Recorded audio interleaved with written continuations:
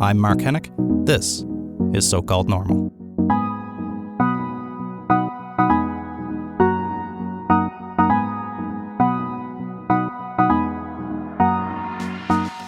Hey folks, welcome to So-Called Normal. I'm Mark Hennick. Today on the show we have Brendan Saye. Brendan is now the one of the principal dancers for the National Ballet of Canada. When I first reached out to him, he was a first soloist, and as you will hear in our conversation that we had together, that it was just the day before that he got promoted to a principal dancer. So it was. I came into this interview intending to talk about mental health in the ballet community, the ballet world, wanting to talk about body image and eating disorders and the stress of climbing through the ranks. And, we're going to do that, but that's not the direction that the interview went in. I was surprised to learn about Brendan's own struggles, and that comes up a lot in these conversations. And that's the whole point, right? To be able to have those kinds of conversations. We are, though, going to come back and do more. I want to have Brendan, back on the show to talk more about some of those other issues too. But I think the direction we went was a lot more interesting and surprising. So here's my conversation with Brendan Saye. He's one of the principal dancers at the National Ballet of Canada on So-Called Normal. So you were principal soloist. I was a first soloist. Yeah. Sorry. Now you're principal. As of yesterday. Of yesterday at the National Ballet of Canada. Yeah. So what does that mean? Walk me through. I enjoy going to the ballet, but I don't know the ins and outs of the hierarchy. Yeah, so there's kind of like a hierarchical system of usually kind of the entry level into any large scale ballet company is an apprentice, and in our case there's about 10 of them. And from there, usually a small pool of them, anywhere from like 2 to 3 or 4, might make it into the corps de ballet, which is the kind of the ensemble, the bulk of the ballet, like the 18 swans you see around the stage in Swan Lake kind of thing. Right. And then from there, there's second soloist, which is sort of basically you do feature work as well as corps de ballet work. And from second soloist, there's first soloist, which is exclusively feature demi-soloist work and possibly principal work. And from first soloist, then there's the big cheese, which is principal dancer. It's kind of what I think most young dancers, when you're training to be in a professional ballet company, it's sort of the end game, the goal. Sure. You're the star of the show now. Yeah, essentially when you're principal dancer, you just do all the principal roles, the leading man or leading woman kind of thing. So now how many productions do they do each season typically, a large ballet like National Ballet? We do anywhere from, it's tough because you start to factor in tours. Oh, right. And we've been touring quite a while recently. Last year we just went to Moscow and St. Petersburg and Hamburg, Germany. The year before that we were in Paris and San Francisco. And do the Russian ballerinas still really impress you, or are we like, in Canada we're holding up? Because that's apparently the big image of ballet, are the Russian ballerinas. Of course, yeah. It's I think both Russia and France are kind of these two powerhouses for ballet. Yeah. 100%. Actually, when one of the biggest Russian ballerinas around today, Diana Vishneva, she invited us to Moscow and St. Petersburg to perform in her her dance festival. Nice. So it's actually through her that we got to, and she's just an incredible dancer. And yes, they are. They're still doing just fine. They're doing great. Yeah, nothing bad to say about Russian ballerinas. No. But I also do think there's something to be said for the quality of ballerinas that we have here in Canada, and we model ourselves differently. I think stylistically, we're the National Ballet School is trained in the Russian style, but I think the National Ballet models itself a little bit more after an English style. So what's the difference? It's tough to explain. I'd say if I were to just kind of put it in simple terms, I guess I would just say that Russian dance is a bit more angry, and big. Okay. Yeah, Bolshevik. Yeah. Sure. Yeah. Big and grandeur and kind of how high is your leg? How big is your jump? Okay. And it's it's showy and Sure. it's grand. It's grandiose kind of thing. And English is more I'd say about clarity, line refinement. Right. The English, kind of like the English reserved, people. Right? yeah. So more about the nuance than it It is, sounds. I'd say, and you get different depending on what you're looking for in ballet. You might appreciate one over the other. Sure. But I quite enjoy our sort of stylistic approach. Yeah. Which you said is closer to the Russian. I'd say no, it's closer to English. Closer to English. Say. Yeah, okay. sorry. Okay. But again, it's got other things mixed in there. That's the thing when you have a kind of like Canada, it's like kind of a melting pot for so many different cultures. And so at the National Ballet, we have a huge variety of different dancers from different places and backgrounds. And so it's really actually really cool because you get an interesting mixture of people's different dance training, and it all kind of comes together in one studio. And it's do you find that Toronto's multiculturalism in particular, and you're based, National Ballet of Canada is based in Toronto, right? Yes, we are, yeah. Do you see that multiculturalism of the city reflected in the dance itself without necessarily getting to know the people who are doing the dancing? Do you see it in their movement?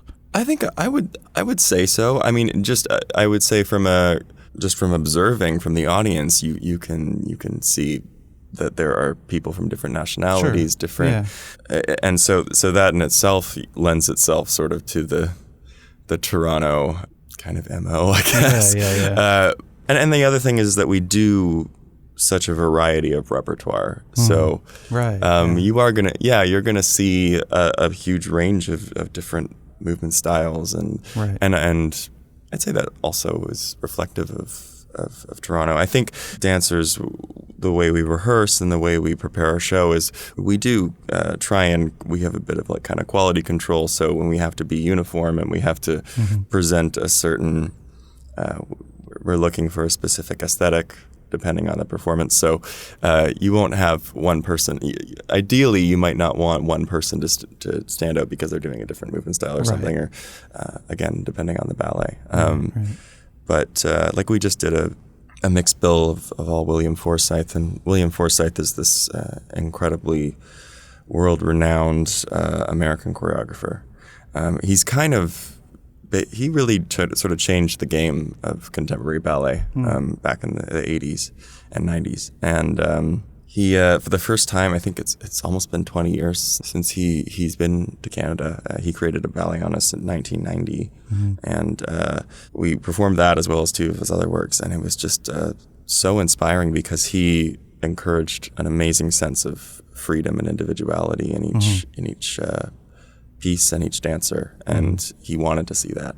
So in those instances, I definitely think as an audience member, you get to see the dancers themselves and their own voice in the movement because they're given that liberty from the choreographer. It's not always the case. Sometimes the choreographer wants to see a very strict and more calculated. Very much like acting. I mean, some directors want you to stick to the script, and others let you play a little bit more. Yeah, exactly. Is there much room for that kind of improvisation in what you do, or again, does it depend on the style of the director? Again, depends on the style of the choreographer. Will Forsythe actually uses quite a bit of improvisation in his works, and there was in some about 2 to 3 ballets there were some improvisation moments. So. Are you comfortable with that, or does improvisation make you anxious? You just want somebody to tell you what to do. Me personally, I think that's actually interesting. Because I think in one of the works I had to improvise a little bit, but even still I had it kind of in my head. I would kind of work it out before. So maybe I bent the rules a little bit. But I would say I like having an idea of what I'm gonna do, and that's me personally. But some people excel at that. You know, they love.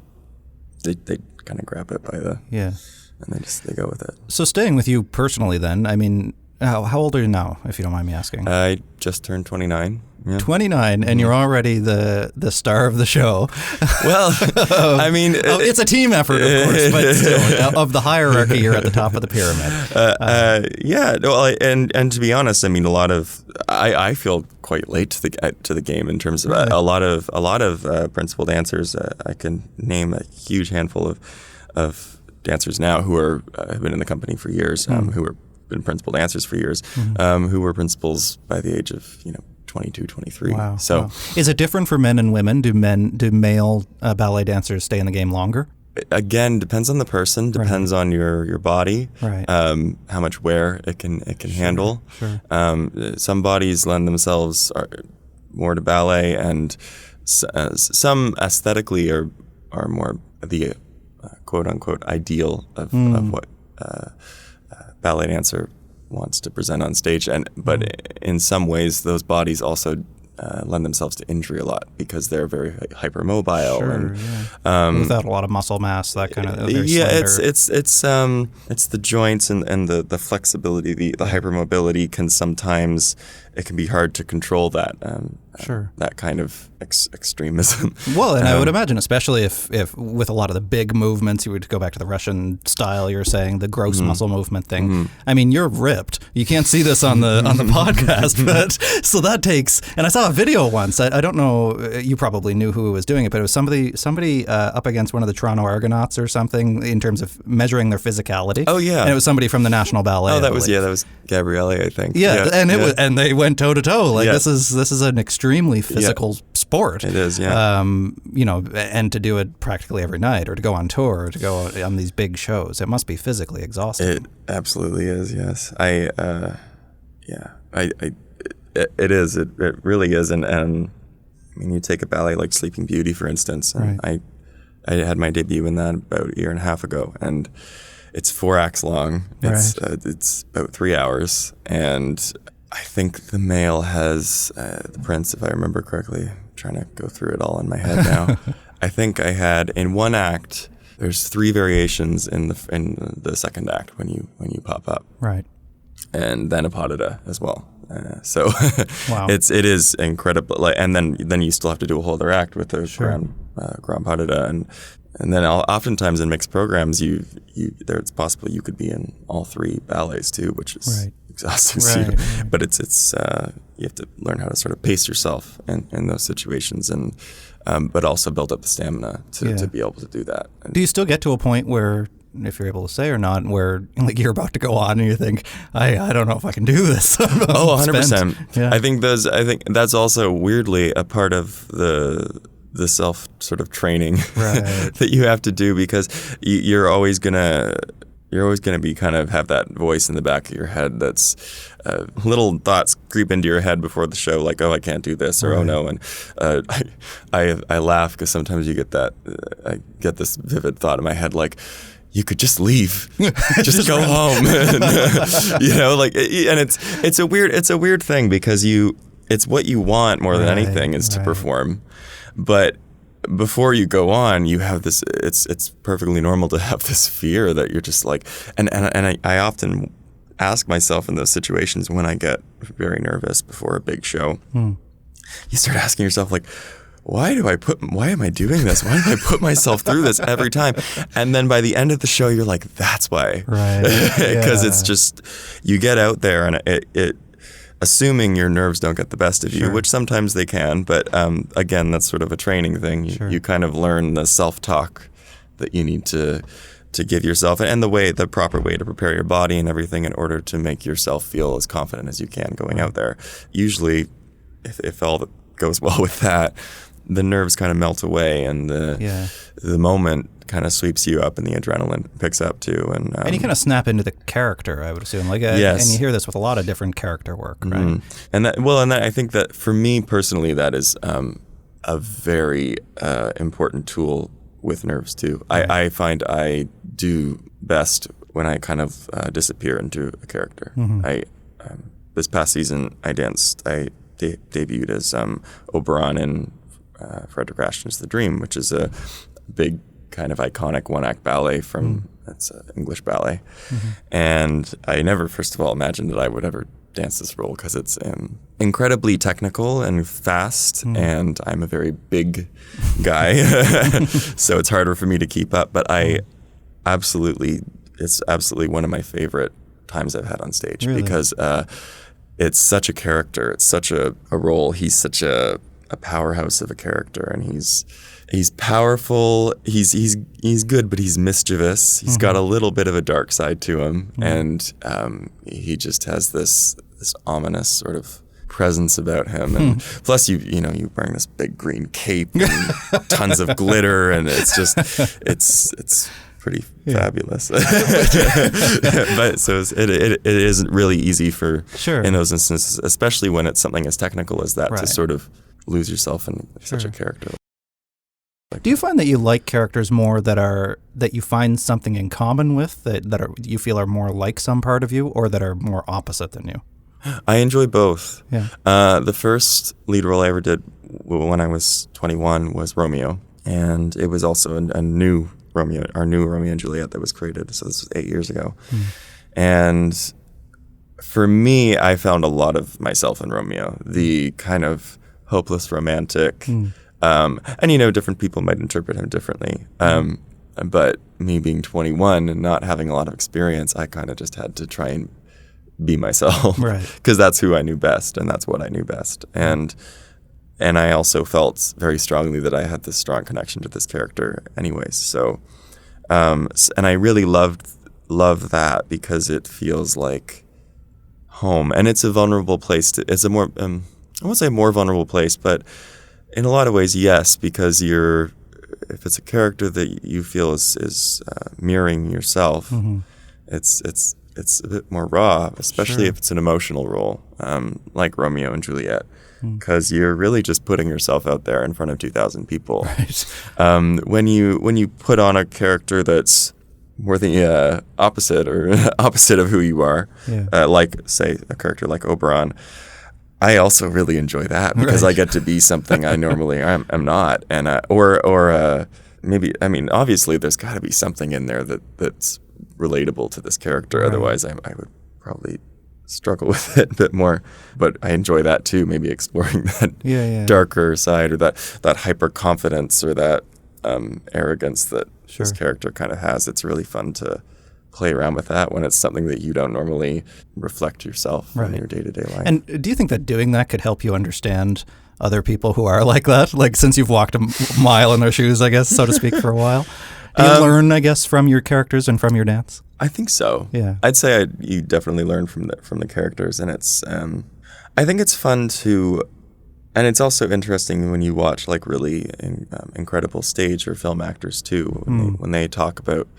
I've been recently. I'm sure everyone does this, or maybe they don't.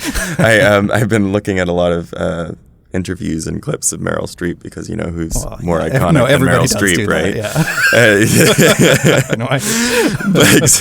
But I find it really interesting with her, because even when she plays a character that is seen as more the antagonist, maybe, she always, when you listen to her talk about her developing the character, she always talks about sort of finding, she has to make it make sense for her.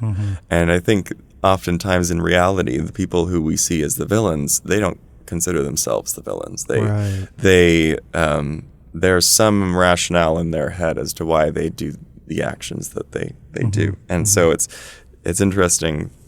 I was listening to her talk about Kramer versus Kramer, which was one of her first big things. And she's essentially, originally, with the story and the script, I think she was meant to sort of be seen as sort of a villain, because she's a mother who left her child. How could that's the worst possible thing you could do. But she talks about it, and she actually changed up the script quite a bit, and the director gave her a lot of freedom, and she talked about how she had to make it make sense for her. And she was like, what is something, for her, it had to be clear that she was a woman with such severe anxiety, and her mental health was at such stake that she really felt it was so bad that she had to leave her child.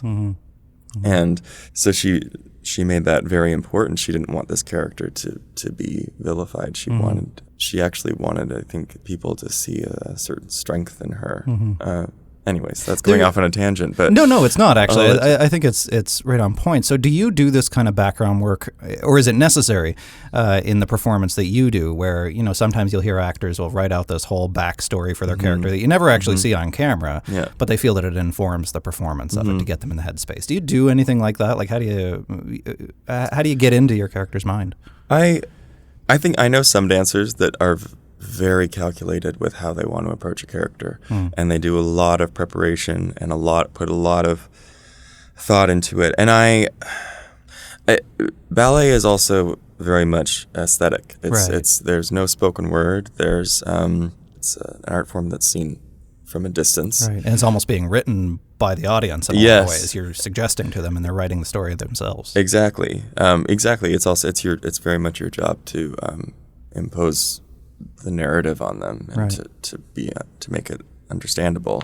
But I would say it's important also, as well as I think the thing with something like film acting, for instance, is there is a freedom in the sense of like there has to be.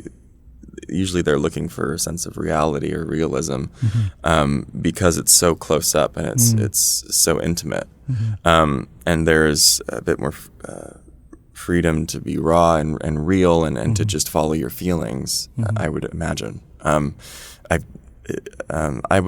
would say it's also important in ballet, as much as it is important to make it make sense for you for it to be real and to be invested in the character. It's also important to be conscious of what the audience sees, because it is a physical art form. It needs to be readable, and it needs to be aesthetically appropriate, I guess. Yeah, they can't read your mind. No, you could be doing a whole routine in your head, but they can't see that. You can. I do see dancers sometimes that go out there and just do what they feel. This feels good to do it like this, but sometimes that isn't actually the best.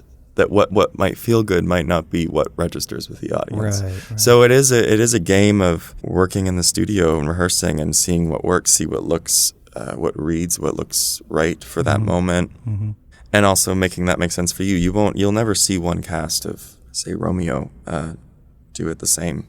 Right. Everyone's going to have their own interpretation, and that's very much encouraged, because it doesn't make sense for me to do it the same way as another dancer who's got a different physicality, a different sensibility. It wouldn't be authentic. So how do you manage feedback on that then? Something so personal. How your interpretation of a character, of a dance, your performance, whatever, finding what's working for the audience. Maybe you really like something, but it's not really connecting. How do you find that out without taking it too personally? I think that's where there's a really crucial relationship between the dancer and the coach comes in. The coach is at the front of the room, and there has to be a level of trust with them, and that is in fact their job, is to dictate to you, okay, well, this isn't working. Right. This moment doesn't make sense.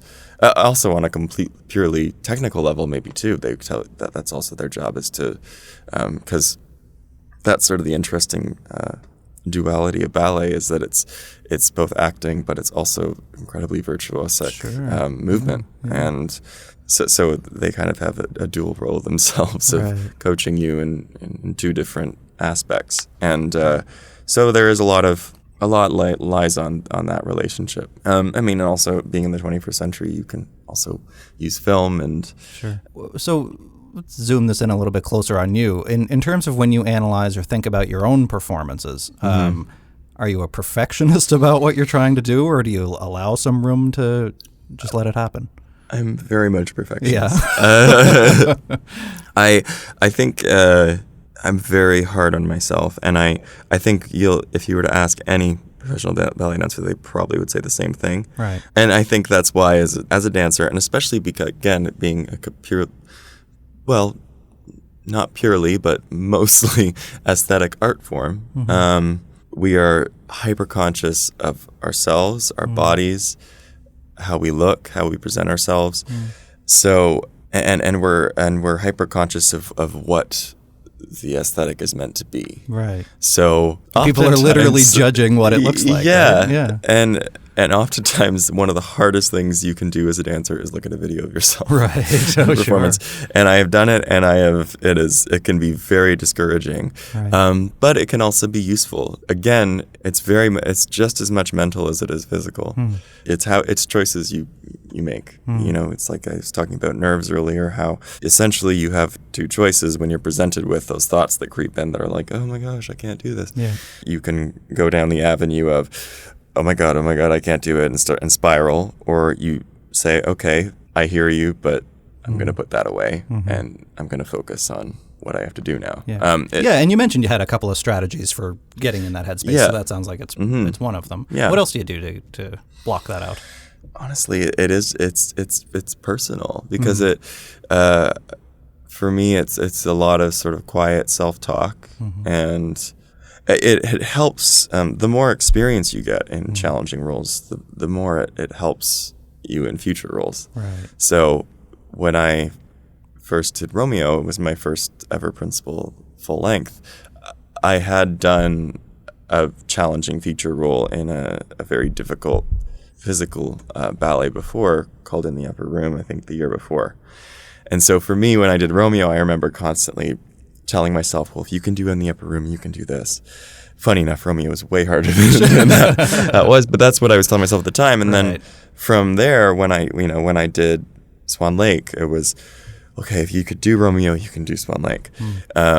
And then Sleeping Beauty, if you do Swan Lake, one at a time.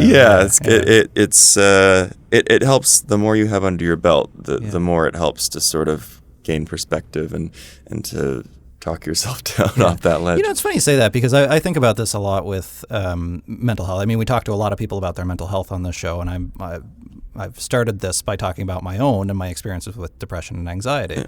And I get young people especially who ask me when they relapse or when they're struggling again, or they thought things were better but now it's bad again, that they get really down on themselves about that. But I've learned to think of that as, every time it comes back, the anxiety peaks or the depression comes back or whatever, I've done this before. I've been through, this too shall pass. It's right? true. Because you've done it before. And sometimes we forget that when we're in the crisis, that no, this has been okay before. It's very true. And I also have dealt with very severe anxiety, not just stage related.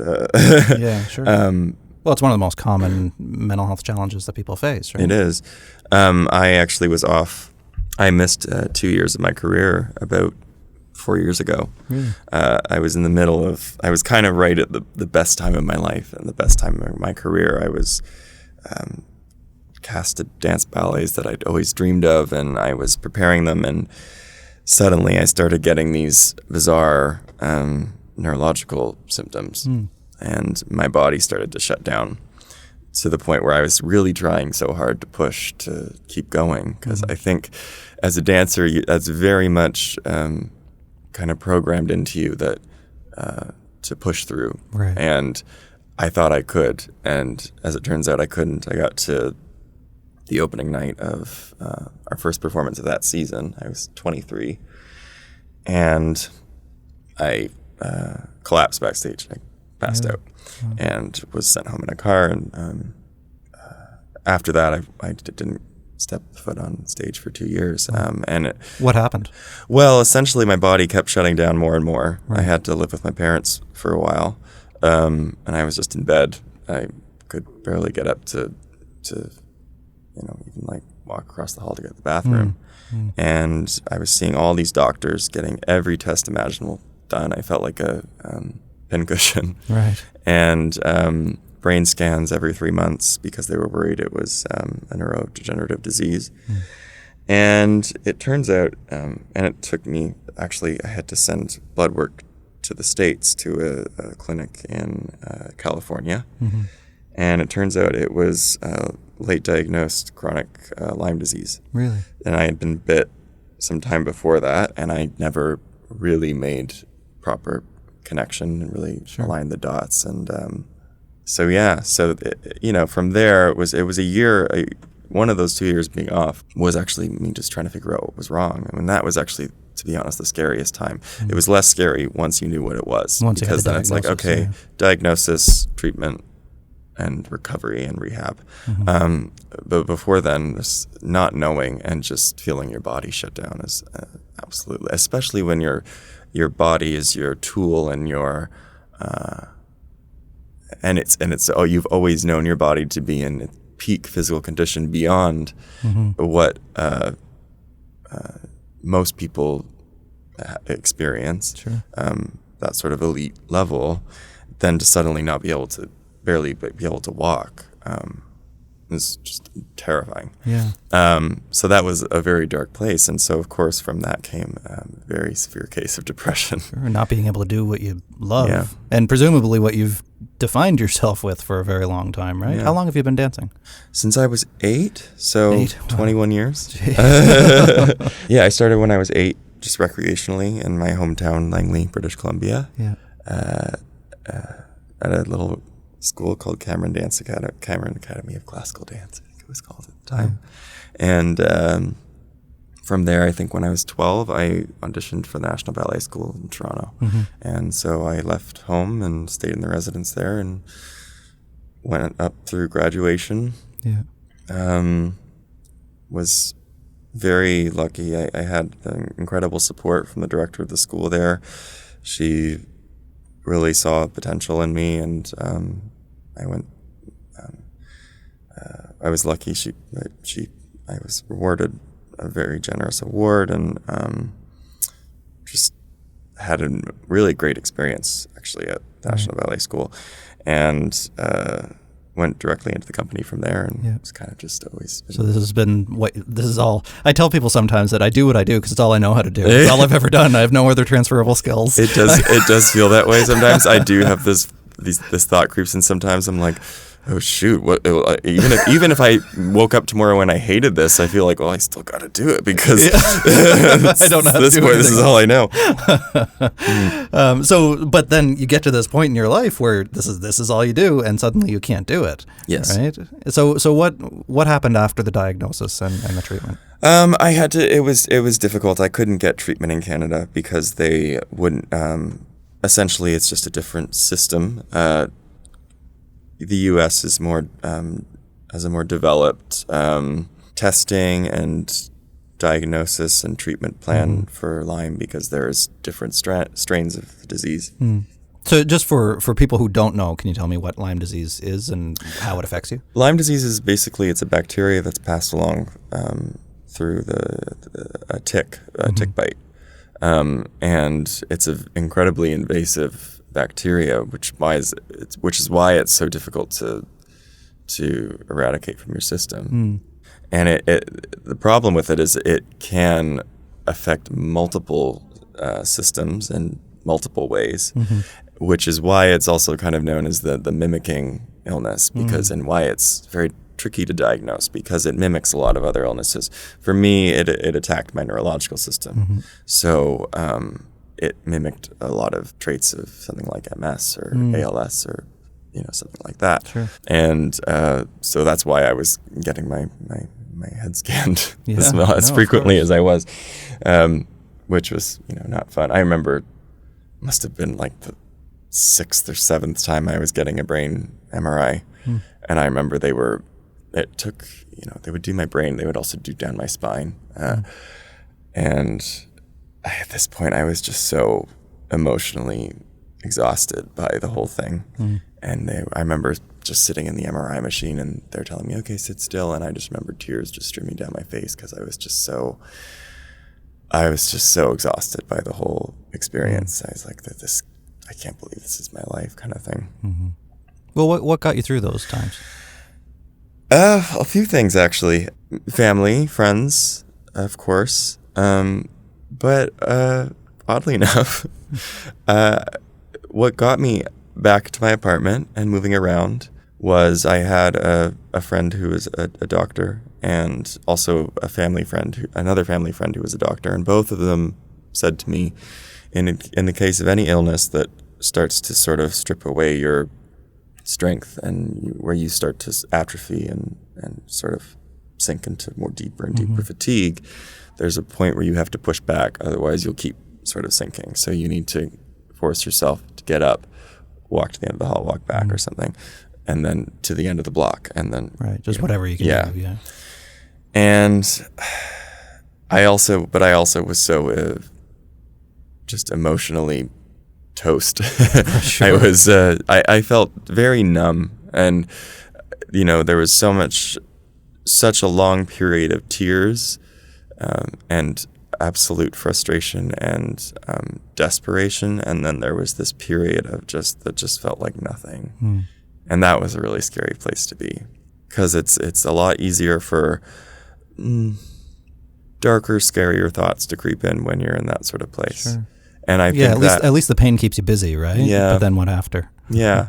And that was actually the point when I noticed I was in a place where I was getting thoughts that frightened me, to be honest. You were thinking about suicide? Yeah. Yeah. Yeah. It was when that happened that I was like, okay, I need to go see a psychiatrist. Yeah. And I'm glad I did that. I imagine other people who get to that place, they kind of just fall deeper into those thoughts, and unfortunately, doesn't always turn out with the best outcome. How long had you been struggling with these things before you told somebody? Honestly, not long. No. I was at a point where I remember vividly there was just one instance where my parents had gone to work, and I was, again, staying with them, and I was just in bed, and I was on my phone, and I remember looking up. Awful, but I remember looking up how painless, easy ways to finish it, I guess. Yeah. And it was immediately after that my parents got home, and I said, I need to see a psychiatrist. And we went, and I immediately was prescribed medication, and I was on that for years, actually, and it's only been about maybe half a year that I've been off it now. Because I knew once I got to a place where I was in a good space again, I knew that I didn't want to be on antidepressants my whole life, and it'd been up to about 5 years that I'd been on them, and I weaned off of them with my doctor's support. It's always the best. Yeah. But what you experienced, I hear all the time. I mean, you kind of self-judged it as awful that you were looking for these things, but that's what people do, right? They're looking for ways to get help, ways to understand what they're thinking. And the TED Talk that I did, that's one of the most common responses I get from people, because I talk about suicide and my own thoughts about it as well. And one of the most common things that people start with is that they were Googling a way to kill themselves and they found my talk. Yeah. And that's what happened. So your story actually isn't all that uncommon, even though it feels really isolating at the time, of course. And I'm so glad that you did get help. Yeah. Also, what a wonderful thing that you can be such a help to people. Well, I don't know how helpful it is, but yeah. It opens up a door for them to look for help, as opposed to... And this is exactly it. People just need to be able to know, and this is why I think we're doing... this is the great thing about mental health awareness now, is that just talking about it might not seem like it's doing much, but it's giving people permission to do what you did, to tell their parents, to tell a psychiatrist, to do something, to reach out. Yeah. So this was while you were off, right? During the 2 years while you were off that this was happening? Yes. Yeah. Yes. So then how did you go from being in that dark of a place, to now being principal dancer of the National Ballet of Canada? It seems like there's a lot of the stuff that happened in there. A lot did happen. It did, and it was a tough road back. But medication. I was medicated for depression, and I also got a treatment plan, again, from the States. There was a doctor in the States that had this. I found some good treatment plans. Lots of plans. How many times can one say treatment plan? You sound like a planner. Yeah.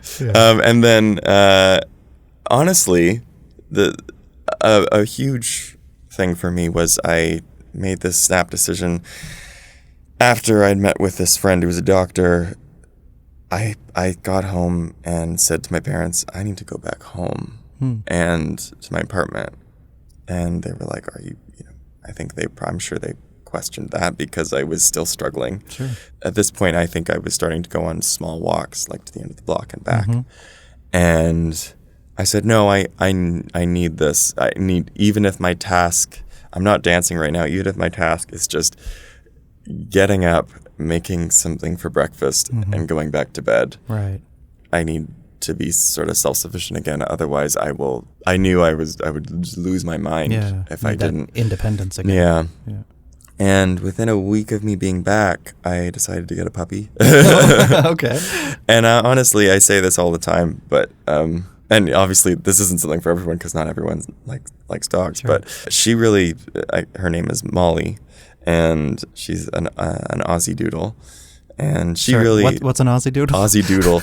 Australian Shepherd and a Poodle mix. Okay. Yeah. She's this kind of strawberry blonde with green eyes and beautiful, sweet girl who actually surprisingly has a lot of anxiety herself. Yeah. So you have something in common. Yeah, exactly. Yeah. And I think that's why I fell in love with her. They put her on the floor when I went to the breeders, and she was just shaking. And I didn't know what to do because she was so scared of everything. And the breeder's like, well, sit down, and usually they'll come to you. And I sat down. Her brothers and sisters were running around, and she just came right up to me and stuck her head under my leg to hide. And I was like, yep, I'm taking this one. Yeah. She's mine. But I say it all the time, but I say that she saved my life. And I don't think it's an exaggeration. Because she really did. She got me outside. She gave me this newfound hope and purpose. She gave me a sense of purpose that was outside of myself. Mm-hmm. That was really important, I think, for me, was that suddenly it wasn't, there was so much with me and what was going on with me that was so overwhelming to be in my head all the time about what I was experiencing. Mm-hmm. So it was so nice to have something on the exterior, I don't know, to manage and to take care of. And I was responsible for this little life, and it really helped turn things around for me. And eventually I was finally able to start a very slow rehab. Started with, I started seeing a Pilates instructor, but we didn't even do Pilates for the first maybe 2 months. We just did very remedial kind of basic stuff. Yeah, I mean, to go from being in such great shape to being like, raise your arm like this. Right. That was tough, but at least exciting to finally feel progress. Yeah. Because when I first started experiencing the symptoms, when I went off the very first time, this is before I ended up with my parents. I was like, okay, well, I need to get back. I need to do something. So I started doing gyrotonics and just full out. And then I started going to a pool and swimming. And one day when I just got carried away, and I was like, I'm going to do more laps, and I'm going to go up to the gym and do some exercises. And I got out of the pool and I could barely walk. And that was one of the first times that I really experienced I really am struggling to just walk right now. And my glands just swelled up. I had no chin. Wow. And my armpits and everything just swelled up. And what I found out was that it was because basically my body couldn't handle the exertion, so my lymphatic system took over. Right. And that's why, because I was just so ill. And I didn't know it at the time, but yeah. Has your illness taught you more about how to listen to your body? I assume as a ballet dancer, that was your thing anyway. Yeah. But now to really pay attention to what your body is telling you must be helpful in some respects. It is. It has. And I'm not, I'll be the first to admit I'm not always the best at self-care. But I at least now have an understanding of, because I still do get symptoms and they are not gone. They probably never will be. Sure. But I know how to manage it, and I understand when I'm having a bad day where I can push and where I can't. Yeah.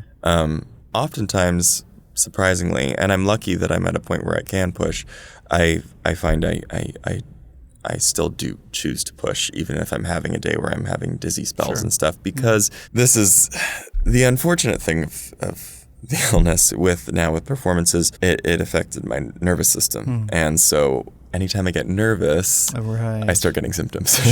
Yeah. So I actually have had to, oftentimes, even if I'm just having a bad day in the studio with symptoms that's unrelated to nerves, right. I still choose to push through because I'm aware that in a performance, I'm probably going to be nervous, I'm probably going to have symptoms, and I'm going to need to figure out a way to manage that. Right. So I oftentimes use it a bit as a training tool when I have a bad day. Sure.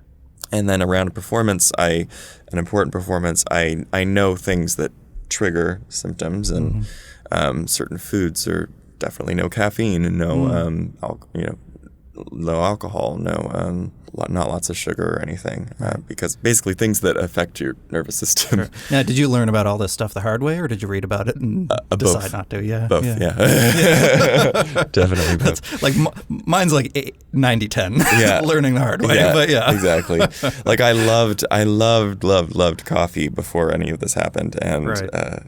I still miss it. I still do have like a decaf coffee from time to time, but that was a major thing for me when I was sick. I would have a cup of coffee. This is before I realized, and suddenly I would be shaking, and my breathing would start shutting down. I would be having trouble breathing.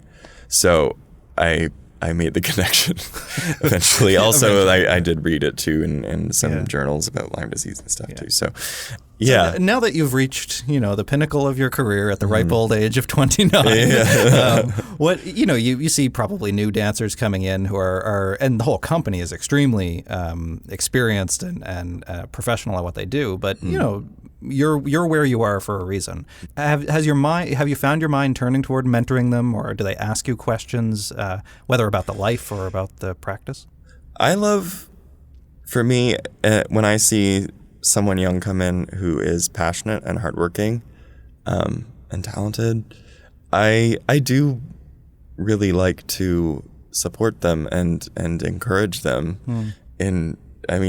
I probably could do more. I probably could talk to more of them and stuff, but well, what's something you would want them to know? What would you have wanted to have told yourself coming into this as a career? To not be afraid of making mistakes, and to don't hesitate. Just go for it. Go guns blazing, because I feel like I wasted a lot of time when I first joined the company being so incredibly insecure. I by nature, we talk about how this major bout of depression came on when I was sick, but I think I've always been prone to it, and I've always been very hard on myself, very, very self-aware and self-conscious, overly self-conscious, to a point where it was defeating me. And to be an 18-year-old who's you're most vulnerable and most insecure. Yeah, I think that's the definition of being 18. Yeah, exactly. From my own experience. I would try, if I could give one piece of advice, it would be, please just let that go. Just be authentic and confident, and own your space and own your talent, and don't hold back, don't hesitate, don't try and sink into the back of the room and disappear and hope that someone notices you and your talent, and be the prima donna. Yeah, and eventually you'll get to wear the cape and all the. I mean, I will also say there's a line too, because I've seen young people come in who are still very talented, but who take it too far. Think they're more talented than they yet are. And maybe they could be, right? But, exactly. Come in at 18 and really own the space. They think that they do own the space. I have seen that too, and that's obviously not a that's there's two ends of the spectrum. Right. I guess what I'm saying is, humble doesn't have to mean quiet or fearful. You can still be confident and humble. Right. And know yourself, know your ability, know what you're capable of, and don't be shy of showing it, but be respectful at the same time. And open, I think, to what others can teach you. Because there's always somebody 100%. who's figured it out or been there before. Or whatever. And saying all this, I'm still learning, and I'm still figuring it out. Yeah. So I think we all are making it up as we go half the time. But, so what's next for you then? What's the next big achievement? It probably hasn't even set in yet that you're the big deal now, right? No, this is very fresh. It just happened yesterday evening, so I'm still kind of on a buzz from that. Yeah. The honest truth is, talking to my partner last night, who also just got promoted for soloist. Oh, nice. From second soloist, so it was a good day for us. And I was like, oh gosh, now I for a moment I was like, there's this pressure now. I have to deliver because I'm a principal dancer. And then suddenly we were kind of like, well, but I've been doing principal roles for years, and I think delivering at least my best performance, and I think it's been satisfactory. And well, obviously more than satisfactory. You got the gig, right? But so I think I need to avoid getting in a mind frame of layering more pressure or expectation on myself. But it's nice to have a form of validation for all the work you've put in, and that's nice. But at the same time, it is important to remember that isn't actually what matters. It's important to remind yourself of that. And I say that because I do need to remind myself of that the title itself is not what's important. Right. It's the fact that I get to go on stage and be these characters and dance these roles. And I'm incredibly blessed, fortunate to do something I love every day and to reap the rewards of it. That's what it's about. Yeah. The title comes after all the passion and hard work and all that stuff. Yeah. Well, thank you so much for coming in and having this conversation, especially for being so open about your own real life experiences that a lot of people go through but never talk about. So thank you for being so brave to do that. And where can people see you next? What's the next show coming up? We have a very busy season next year, and it's all very scrambled in terms of rehearsal because we're touring. Sure. Lots of places, and it's Karen Kain's 50th anniversary with the company, and so we're doing a big celebratory year. So we're pulling out all the big classics: Swan Lake, Sleeping Beauty, Romeo, Giselle. So it's going to be a tough year, but an exciting one. Yeah, and the first thing we do, I think, is Giselle in the fall. So if you go to the National Ballet website, national.ballet.ca, you can see all the program for next year and pick which ballets you are best suited to you. That'd be great. We'll be sure to share all that information when we release the episode too. Great. All right. Thanks so much, Brendan. Yeah, thank you.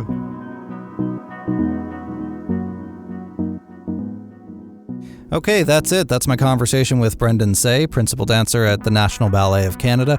I didn't, and I still don't really know a lot about Lyme disease, but I've learned a lot from Brendan in doing that interview, and I've just started to learn about it a couple of years ago and the neurological effects that it can have, and this idea of it being a mimicking disease, and how scary that must be for somebody whose entire life has been about their body, about their physical movement. That's their career and their passion, to suddenly feel like they're losing that.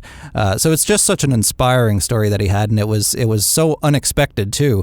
The setup for that, I think, was that I had been talking to our editor for the show, Dave Trafford, about doing a special on some suicide-related stories, and I had mentioned this idea of ballet dancers in particular, and I think my Amazon Alexa was eavesdropping on me, because I then got served an ad or a post by the National Ballet of Canada that tagged Brendan, and that's how I connected with him. That it was just an accidental thing, but it was such a fortunate accident, because I think his story is so inspiring and so interesting, and I look forward to having more conversations with people like him. So if you like this talk, if you like some of our others, and if you're looking forward to the future ones, head over to Apple Podcast and subscribe to So-Called Normal. Leave us a rating, leave us some comments, share us with your friends and family. Tag me on social media as well, or send me a message as well. I read everything that I get. I'm on Twitter, Facebook, and Instagram, and everywhere else at Mark Hennick, at MarkHenick. You can go to my website, markhennick.com, and if you want to check out some free psychotherapy, a free trial of psychotherapy, the link is on my website. I've shared it on social media as well, but you can go to betterhelp.com/Mark, enter the promo code Mark, M-A-R-K, and you can try out a free trial of online virtual psychotherapy with screened, safe, credentialed psychotherapists. So go give it a try. You never know until you try, right? betterhelp.com/Mark, and enter the promo code Mark. I'd like to thank the team at E1, at Entertainment One, for making this show possible. Adrian, Allison, Kimberly, my editor Dave, I mentioned already, who assembles everything here for us. None of this would have been possible without them. So thank you to them. Thank you to you for listening. I'm Mark Hennick, and this has been So-Called Normal.